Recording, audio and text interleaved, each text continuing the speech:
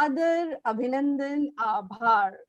Namaskar and a very good morning to all the viewers. On this Independence Day, we, the change makers, are very proud to host a brand new series on interculture, holistic communication with a message to convey that one has to maintain a culture of transformation and stay true to one's values. And that's how we all are over here. Well, intercultural communication or cross-culture communication is a discipline that what we believe, and that's how we have curated this series to stand out from the others. It also involves understanding the different cultures, language, custom of people from other countries. It is a skill one should learn to communicate or share information with people from other cultures and social groups, and understanding that different cultures have different customs, standards, social morals, and even thought process. So according to me, one of the most important reasons for knowing intercultural communication is the awareness it raises of your own culture, identity, and background. The self-awareness imperative help us to gain insight into our own culture along with our intercultural experiences. And as well, you all know that all cultures are ethnocentric by their very natures. So I'm sure, dear viewers, you might be asking, right? How is communication related to culture? What is the purpose or intentions of having this series? Well, let me explain you. First, cultures are created through communications. That is, communication is the means of human interaction through which cultural characteristics, whether customs, morals, rules, or you can say laws or other patterns are created and started. In a sense, cultures are the residue of social communication. So let me present and introduce someone out here who firmly believes that don't let pain define you, let it refine you. A beautiful soul with the message, come on, you can do it. A true example of don't give up, keep pushing yourself and stay strong. I'm really glad and proud to present Miss Suzy Patz from USA from Love Out Loud. Welcome, Miss Suzy Patz, on the platform of the A&B. A huge applause to her, please. Thank you so much. I absolutely love everything that you just said. I think that is so key. I love what you're doing, and I'm truly honored to be a guest on your show today. So thank you. Thanks a lot. My heartfelt gratitude for accepting our invite, Miss Suzy. So, dear viewers, I'm sure you all would be keen and pretty excited to know more about her, right? So let me take a permission. So from her, please allow me to read your profile, ma'am. Yeah. Well, Miss Suzy is a cancer and a brain injury survivor who last year dropped her career in the branding and investing space to build a business focused on globally impacting people's ability to recognize their worth. Suzy Company, Love Out Loud, with the help of Minecraft leadership, has figured out how to gaming good, set in mobile application that also gives back to charity. Love Out Loud is powerfully positioned to boost company culture, family relationships, professional and personal wealth just by incorporating the return on investments of kindness.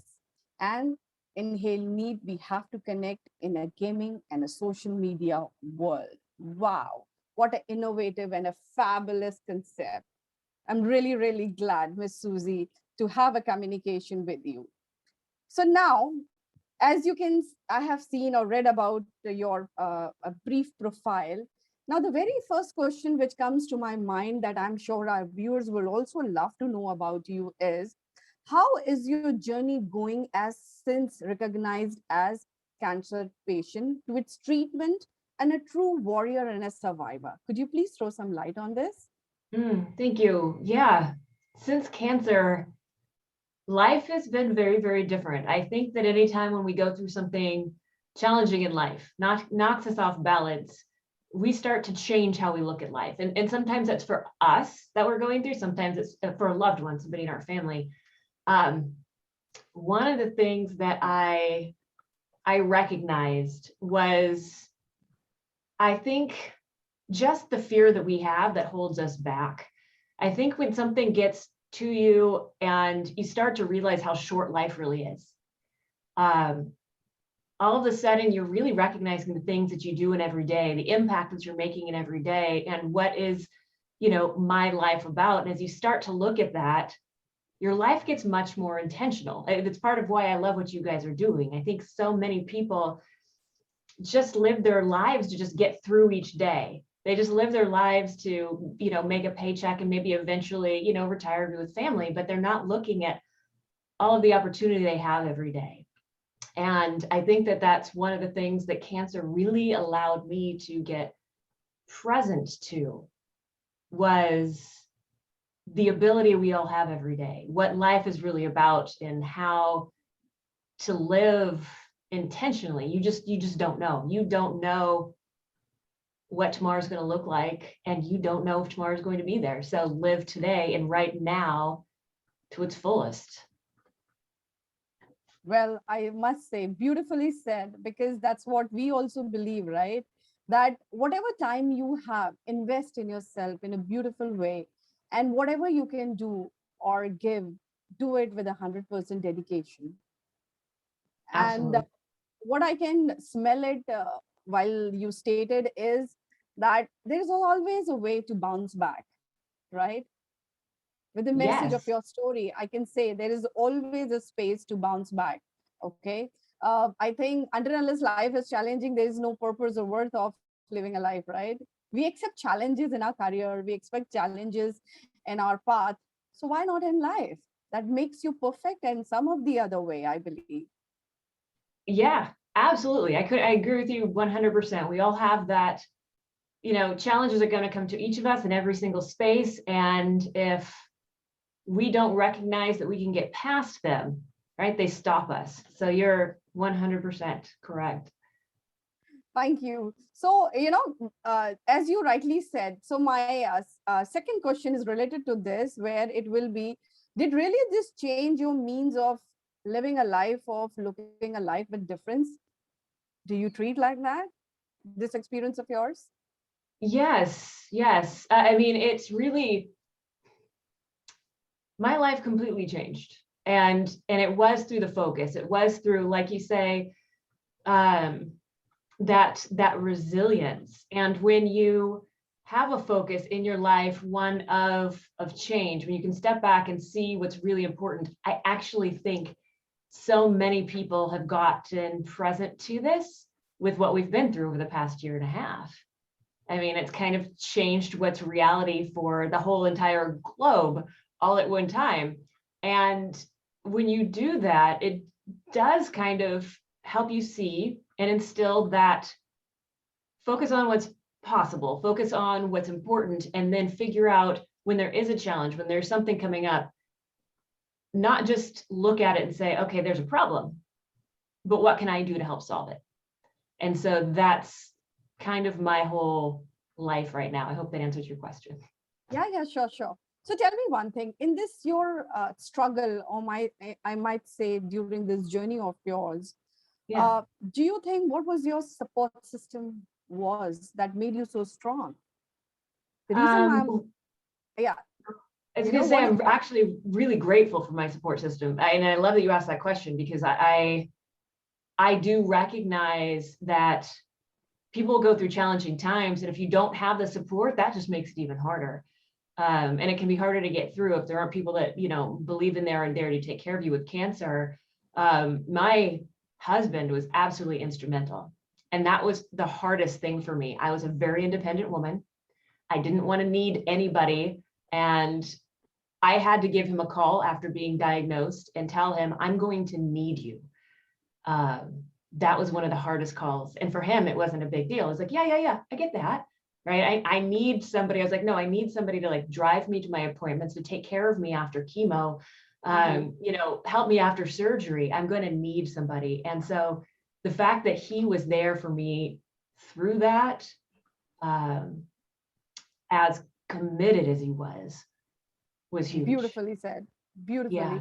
See, men's are very practical people. They're not very expressive like us, right? No, We are no. very demanding when it comes to emotional turbulences, right? We are a little dramatic too, I believe, right? Oh, yeah. Jokes apart, the reason why I asked you this question is with an intention that whether it's India, whether it's abroad or any other countries, support system matters. Okay. Support system could be your parents, could be your brothers, could be your sister, even it could be a friend. Husband is a part of the family, anyways. So generally people have this conceptions because in India culture is like that. We are not a very nucleus kind of a family, right? We are like, in India still joint family systems are there. We have a big family gatherings. With Indian cultures is like, we have a huge support system, huge families, big uncles, cousins and all, right? But once we see in the Western world, people are very nucleus in a way. Yeah. Yeah. So Yeah, that's no, what the message what I'm trying to give is support system doesn't mean that you need a crowd. One support system that stands besides you is a support system. I agree. I completely agree. And usually too, a lot of times, at least here, you know, when we are going through something tough, you notice that there are maybe 1 to 2 people that really shine. It's not that the other people aren't there, but you know, we all have our gifts, and some people are just so gifted at stepping up when needed, right? And taking care of when needed. And you're absolutely right. I can't imagine what it would be like to go through a situation like that without someone like that by me. Yeah, the reason, I can just establish that. That's the reason I asked. So, your viewpoint, I would love to hear. Define usual Indian upbringing and how exactly it differs in your country. That's what I wanted to ask you. Okay. What do you find it? Okay, how it differs for us. Well, with what you just said about, you know, Indian culture and how it's, I love how you put it, that we've got kind of a very nuclear, you know, family unit. It's not, for most of us completely, it's not this big giant. It'll be, you know, us and our immediate family. And I wish it was more of how you have it. I really, really do. Other side of the grass is always green, right, Suzy? True. Very true. We humans are never satisfied with what we have, It's true. It feels like and yeah, you're right. Looking over the other side, right? It's gonna be greener, but it feels like we miss something by keeping our, you know, internal, I guess, unit so small. That, I mean, another one of the things that I have learned is that that we are all connected, that we are all one. And the more we can reach out, the more we find, you know, people to connect with that do have like similar thoughts, or that can, you know, push our thoughts behind where they're at. And if we only stick in this one small little area, I think we miss some of that. I think the growth comes from being able to look outside of that, which it's always good to mingle up and know about people. How interesting it is, right? Yeah. Sometimes for me, your tortilla might be very fascinating for me, and yours and ours roti could be very fascinating to you. The only difference is the flour. One is a refined flour and one is the normal flour, right? So the presentation, the different culture, the patterns always fascinate all of us. So now I would love to have your experience added to it. And that's how you feel Indian tradition, festivity and culture, is world famous, right? So how is in your country and what interests you up in ours? As far as like the festivities and the holidays, I mean, in our country, I think like you said, and it's one of the things, like going back to that last question, when there is a holiday here in the US, It is usually pretty small. You can go out. So we'll have like the 4th of July, Independence Day, which is your day today, Independence Day. I love that. And while people will gather to watch fireworks, etc., it's still a gathering with a bunch of little tiny groups of people that don't really mingle much. Or it'll be, a barbecue in somebody's backyard just with your immediate friends and family.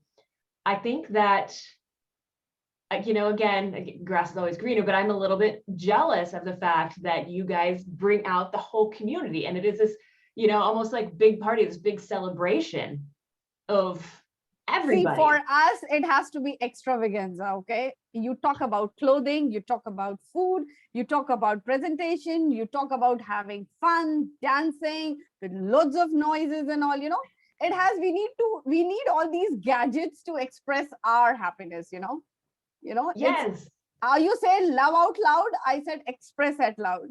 I love it though, because you just said, you're expressing yourself and you're showing yourself. It's not down here. It's not like, we're going to do a little. It's like, no, if we're doing it, we're showing it all. And I love that. So what is your favorite festival? You love it, of ours?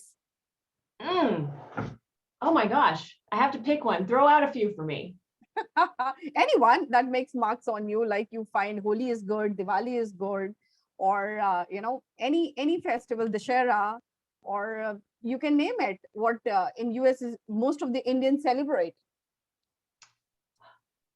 I might relate it to Diwali because Diwali is where you have a lot of lights, crackles. Okay. As you were mentioning in your earlier conversation about Independence Day, right? Right. That people gather and have a lot of fireworks and all. That usually happens in our culture at Diwali because it's been said that it's the win of an evil against the bad. So we celebrate that festival. Okay. I was almost going to say, because some of my favorite times have been weddings. And I know that's not a holiday or anything. I know. But they're amazing. I mean, when you compare those, there's really no comparison. Really Indian weddings are talk of the town always, because Indian weddings are very different because people just come and shower their blessings and, enjoy and feel all, leave all their worries behind themselves. They just have one motive: eat and enjoy and give blessings. That's it. Have fun. They make for the best events. So I might go with weddings. I know, and those are the memories, we all wait. For us, more than festivity is the marriages. Because ages people don't meet because we in today's world are so occupied with our work, with our husbands, kids. We hardly have time to meet our cousins. So wedding is the only, I may say, junction or a point where, irrespective of wherever you are, you have to make it. The reason why people used to meet after ages. So nobody wants to miss that opportunity. Yeah. I absolutely love it. Again, another thing. So do you have that kind of any festivity where for you all guys also it is mandatory to be at one place? I don't think so. In my family, I think Christmas is there, right? Christmas, generally people, families bond together, have dinner together. I have seen that. They do. But what happens is, especially as you get older, then, you've got your spouse's family to go to, and then your family to go to, and then, it ends up separating as you grow up. It's not like all the families get together. It's like, okay, well, you've got to be over here, and then maybe somebody's family split. And so it does still end up a little bit fragmented. And so, like I said, I'm really in awe of your culture and how you support all of it. Thank you. So I would love that what you suggest to us is best practice one elder to be in your country. What would you suggest that? Ooh, that's a good one. Best practice, I would say to connect with as many people as you can. And I feel like for your culture that wouldn't be hard. It's almost like, something that you do. But I feel here, because we do live in our little silos, that unless you reach out and intentionally connect with people, if you come in here and you're visiting, people aren't going to reach out to you to connect for the most part. So to get the most of whatever it is, like the time that while you're here, intentionally reach out to people, right? Share your stories with them, because people do like to hear it. They're just not going to go to you with it. Oh, lovely, lovely. That's really nice. Now, you often know that most of the Indians, are very keen to study abroad. You know that, right? So I just out of the way, I'm just because you are there, so you are the best judge, and you can, on our platform can say about it. So how you see that the best place you see or best school or college that one should visit in your country, and why? Oh, I love that. I think there are a lot of really beautiful college campuses. And so this is hard. And because I know that there are some I'm on the West Coast, right? I'm in California. I know that there are some on the East Coast that have a lot of history, like a campus like Notre Dame. Mhm. I have never been there, but so I don't want to recommend it. But if somebody was going to be on the East Coast, not the West Coast, something like that, something with a history. On the West Coast, a campus that I really love is actually Stanford's. So if you are in the Bay Area, it's a little bit outside of San Francisco, but I used to live right outside of that in Los Altos, right outside of Palo Alto. And it's almost like you can go there and you just feel the knowledge, right? It's open, it's beautiful, and just a really great kind of relaxing vibe, which seems crazy with a college that has that kind of elitism, but Stanford's really beautiful. Okay, so maybe the knowledge imparting, or maybe the faculty or the professors are of that kind of which inculcate good moral values to our youth, maybe the highest productivity in sense of generating the business, the CEOs, from that university. Because the reason why I'm asking is this, because how you think, because I might find a lot of students coming to India also for studying, okay, in our universities also. So how you see education and social behavior learning in your country? This is such a good question, because I will say, and even when you look at the data, in California specifically, our colleges are some of the best, right? We do have Stanford, we do have UCLA, but if we look at education as a whole, our primary education system, the younger grades, are actually not real great. If it were up to me, we would completely reinvent the education system. I think we miss a lot. I don't know what it is like in India growing up, but our education system is very focused just on like the subjects, math, science, history. But we I miss totally the soft agree. skills. Today's youth are being offered many opportunities, and even the education system has changed a lot as you compared in our country. What we study and what is over here, which is now introduced in the new education policy, is a huge difference. So we somehow feel that today's world kids are more progressive. They are on a very early age being exposed to many informations which we were Yes. not. No, and I think you're absolutely right. And so we need to learn to teach to that. Yeah, we had our own little worlds that we were in as kids. We didn't have, the internet to connect us with everything all around the world.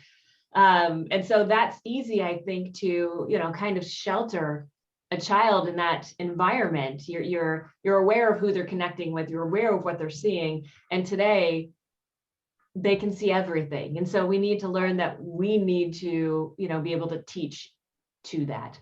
And like I said, our colleges in California are fantastic. They're some of the highest rated.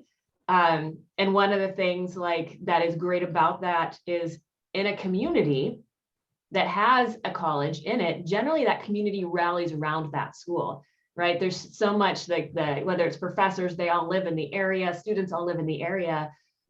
It's interesting to me that when we look at the youth, at least here, when we have things like elementary schools or junior high schools or high schools, you don't get that same of community involvement. People don't rally around like they do when it's, when it's a university. And I think we need to.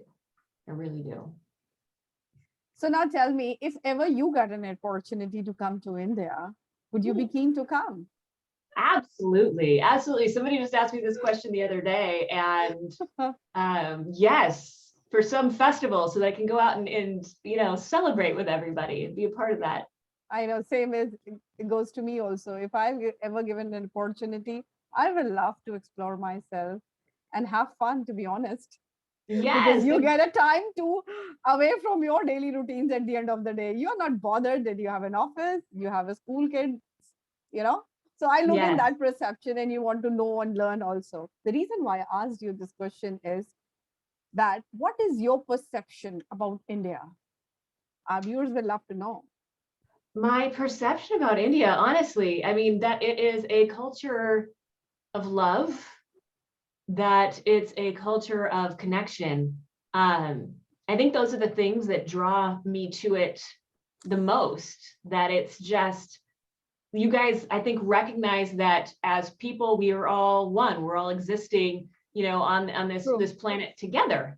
And we miss that here. So that's my favorite part, I think, about the Indian culture. I know, even I strongly believe, the human, communication or the key is the only way for success. Because I often say, in today's world, your human connection is your net worth, not your Yes. bank balance.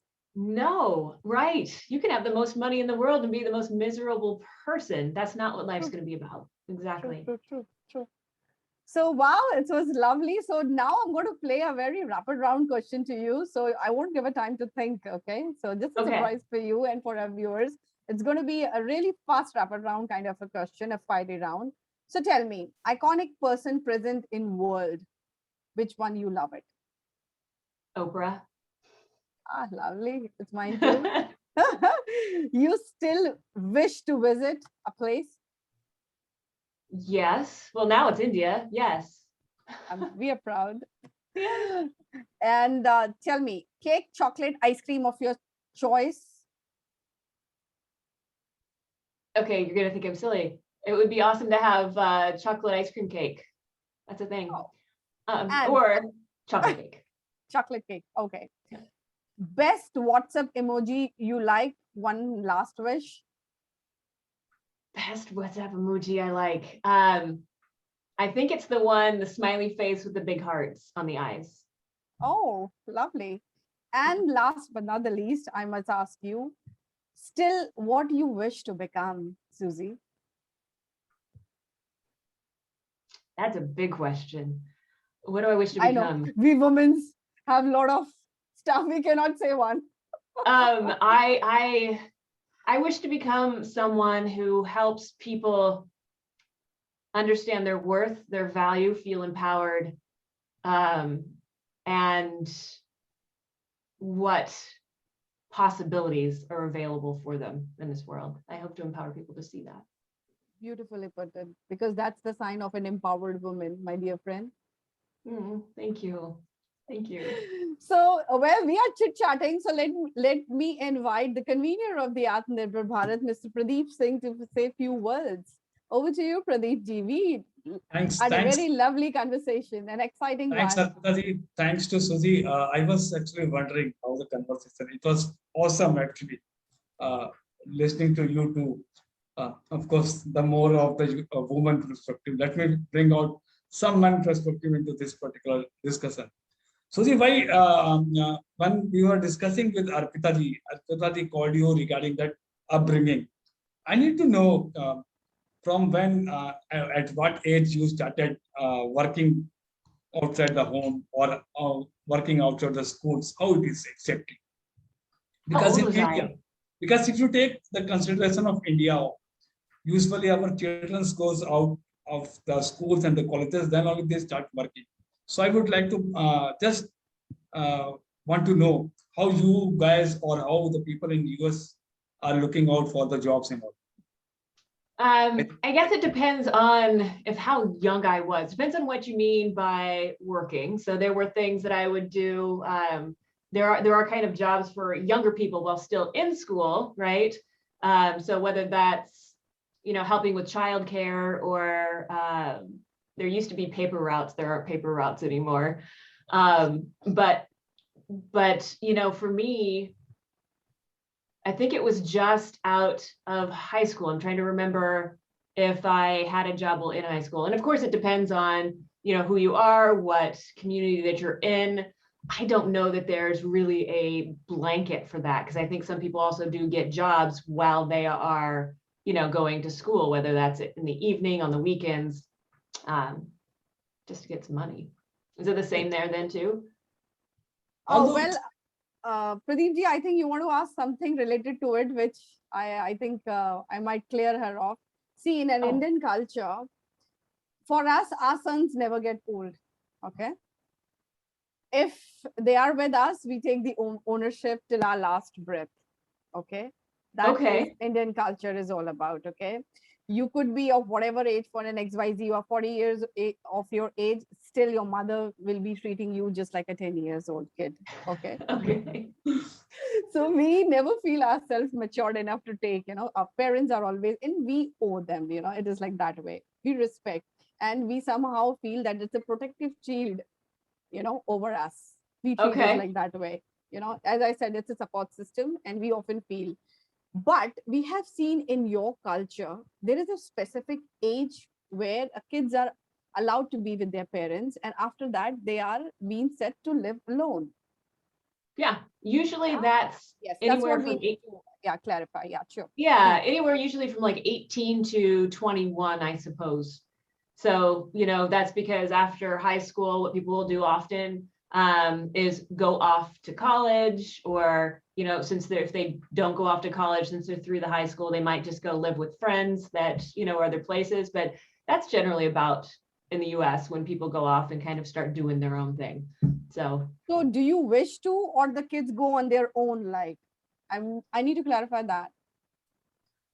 it's interesting. So I don't have children, but it's interesting to talk to parents that when they're going through that space, that there is almost this, what do they call it? Empty nest syndrome is what they call it, because you're used to having children, you're used to having that energy in your home, and then they leave. It's like, it feels empty.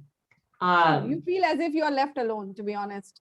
Yeah, that's your offspring. That's somebody that you love, and they go off and they do their own thing. I don't know that I think that there's a good or a bad way to do that. I think that you just get very, it's just a very different perspective on which is good, or, and works for you. Here it's expected. So I think for me, it's just that the social norm of what is, but I'm not going to say that that's obviously the only way it can be done. And that, you see how in Indian culture, how well it works. So, it can work the other way as well. I don't have a preference either way. No, I take it in a positive sense. In a Of positive course. sense, why? Because it's showing you the way, in a way, your stability, showing you where you stand. Because as a parent, we give you best of everything, a food, a shelter, an education. Rest is on you to prove yourself, right? And Right. that's how it sounds a little rude, but parents are always there to bless you. They want the stability in your life, and if they don't take that kind of a strict decision, they will never grow up in their lives. They will always feel my father's money is there to feed me. This is true. Yeah, Yeah. it is. That's what I think is like, I mean, as far as education goes, and when kids do go off to college, I actually think that that's one of the benefits, is because it helps them and it puts them in a space where they're almost like, it's an early entry into what life is going to be like when they have to get outside and go to work, or if they're already working. It just helps them to navigate it on their own, without that safety net a little bit. So No, and the best part is parents this, are that always you there, though. and the best part is this, the students I have seen in abroad, while studying, they can do part-time jobs and earn their pocket money too. Yeah. Yes, exactly. And then there's often a lot of that available around like the college campuses or the universities for people to be able to do that. Yeah.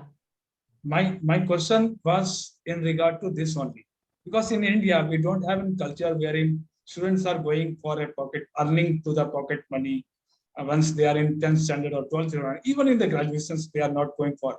But other countries in European countries and of course US, this culture is more even prominent, of course, and that is why I try to bring it out in this our particular discussion. So My second question is to you: how is the education differing actually? Suppose in India, we goes with a basic set of curriculum wherein I have to go up to the 10th standard for physics, chemistry, maths, biology, and all. After that, we need to choose out our branches, whether we are going for a science or sociology or arts or commerce. How exactly it is in US? I think it just is, it's so funny because what I try to communicate to people is because it's what I've learned through life. You don't know going in exactly what it is that you're going to want to do yet because you haven't experienced anything yet. And so what most college students, I think that they have this idea that they need to have it all figured out going in. And we give them that heaviness by saying you have to declare a major, right? You have to tell us what it is that you want to graduate with, even though you don't know what you want to do yet. But I think in the US, yes, you're supposed to declare a major. But I think what they've started kind of guiding people to is when you go into school, that you can declare whatever it is that you want, but you can also change that throughout your school career, and to be okay with that and to be comfortable with that.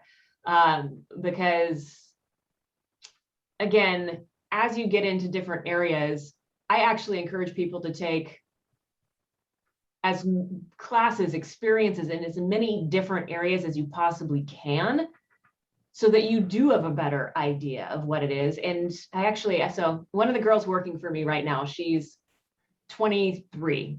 She's just out of college. She's an environmental biology major.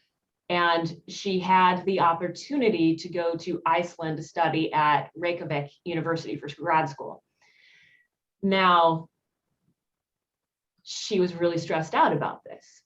She felt like at this point in her life, at 23 years old, that this was a really big decision. And if she did decide to do this, that this was going to decide the rest of her career, and maybe she should do something else. And I just had to step back and tell her, it's an experience. You get to go live in a different country. Live for what that experience is and see what comes to you with that. But don't stop yourself because you think making that decision is going to decide for you the rest of your life. It isn't. So I don't know if that answers your question for you or not. And I don't know if that's true universally worldwide. You precisely said that we need to choose as per our likings, not like as per the subjects wherein the colleges are. We need to think more robust about towards our likings and towards our interests. That is how the learnings and that is how the education should be. Okay. Good to know, of course, Suzy, your challenges, how you have been into the pre-cancer and post-cancer, now how you are doing. I'm pretty sure that I like your writing skill, of course.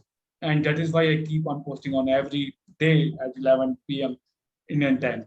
Thanks, because I do connect your writings to one of my very great friends. And that is why we keep on actually interacting on daily on 11 p.m. Thank you for that. Over to Arpita ji for the closing note. Thank you to Suzy ji. Thanks for joining us. Thanks for actually igniting our Independence Day celebration. And we keep on interacting with you for more sessions. Even we are trying to keep connect to more countries too for the same. Thank you. Over to Arpita ji. Thanks. Thanks, Pradeep ji. And my heartfelt gratitude, Suzy, to you for accepting our invite and giving your precious time. We are really honored to have you on board with us. And dear viewers, I'm sure I personally enjoyed a lot with her, and so do you. And in the last, I may only say that we love only what we understand and will understand only what we are taught. We must learn about other cultures in order to understand, in order to love, and in order to preserve our own common world heritage. With that note, stay blessed, take care. We'll be back again with yet another exciting speaker or a guest with us. Till then, goodbye. Thank you.